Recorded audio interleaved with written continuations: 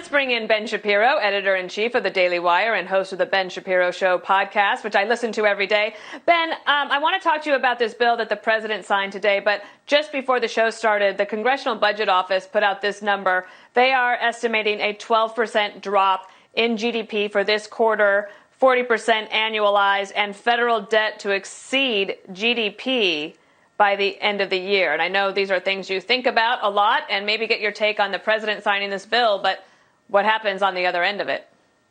I mean, that is the big question, because the underlying market fundamentals have changed. I mean, the fact is that you can tell people that they ought to stop being in lockdown, and still their consumer behavior is going to change fairly radically. I think it's going to be a while before we have a therapeutic treatment that lowers the risk of this thing. If you're above the age of 60, if you have pre-existing conditions, and that describes a large percentage of the population, you're just not going to be eating in a restaurant right next to somebody for a long time. You're not going to be going to a sporting event for a long time. You're probably not going to be in a retail establishment that's highly crowded for a very long time. And that means that actually it's more important, not less important, to get people back to work so that we can see how the markets play all of this out, so we can see which areas of the economy are going to grow in sort of the new demand world. And people can move from jobs that no longer exist to jobs that will exist, because the economy will move in a different direction. It's just this is a sudden shock. It's going to take a while for the economy to recover. It's not going to be a V-shaped recovery. What do you think about the tension between the desire to reopen and then on the other side of it, some people, including the media, looking out at them and saying, it's too soon, don't be foolish, and you're having this real, almost a cultural divide?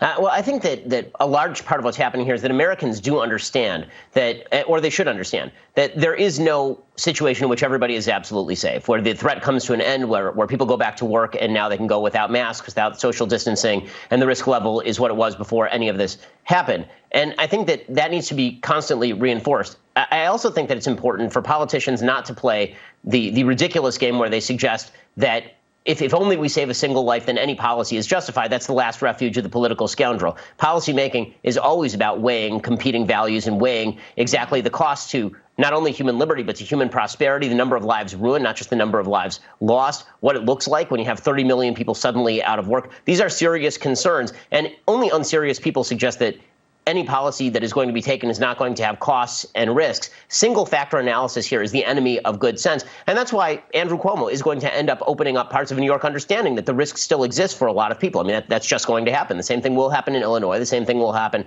in California. The question is how these governors assess that risk and exactly what the current lockdown measures are designed to do. I think that very often the media do a poor job explaining when they said flatten the curve. That was designed to prevent the capacity of the healthcare system from being exceeded. It was not designed to prevent everybody from getting this in the first place. That just is not going to happen. The testing regimens that people are talking about, those are designed to identify hotspots to prevent spikes that, again, prevent the healthcare system from being overwhelmed. They're not designed to prevent huge numbers of people from getting this over a long period of time. Understanding that allows people to be more sane in their risk assessment and to be more rational about what exactly society is going to look like coming out of this. Because I think a too rosy and optimistic picture of how safe we're going to be when this ends is a danger. And I think similarly, a too pessimistic version of what this looks like is also going to be a danger.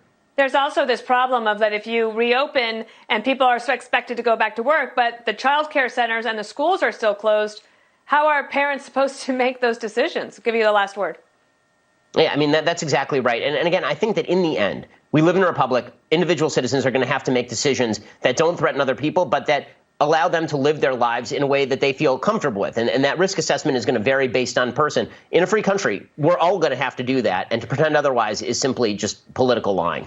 Ben Shapiro, thank you. Say hello to your family and Shabbat Shalom. We'll see you thanks so much. soon again. Thank you.